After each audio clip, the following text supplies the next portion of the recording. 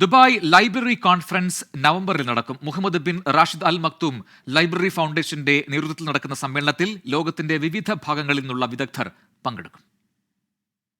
പുതിയ കാലത്ത് വായനയുടെ പ്രാധാന്യം വെടിവാക്കാനും വായനയെ പരിപോഷിപ്പിക്കാൻ ലക്ഷ്യമിട്ടാണ് സമ്മേളനം നടക്കുന്നത്. Mohammed bin Rashid Al Maktoum library ഫൗണ്ടേഷന്റെ സുപ്രീം കമ്മിറ്റിയാണ് മധ്യപൂർവ്വദേശത്തെ ആദ്യ അന്താരാഷ്ട്ര ദുബായ് ഇന്റർനാഷണൽ ലൈബ്രറി കോൺഫറൻസ് സംഘടിപ്പിക്കുന്നത്.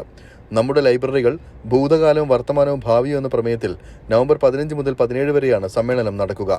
ഡിജിറ്റൽ യുഗത്തിൽ വായനയുടെ സാധ്യതകളെ മനസ്സിലാക്കാനും അവ വളർത്താനുമുള്ള പദ്ധതികൾ ആവിഷ്കരിക്കാനും ലോകമെമ്പാടുമുള്ള വായനശാലകൾ അഭിമുഖീകരിക്കുന്ന പ്രശ്നങ്ങളിൽ തുറന്ന ചർച്ചയ്ക്കുമുള്ള പ്രാധാന്യം ഉൾപ്പെടെ ചർച്ച ചെയ്യും.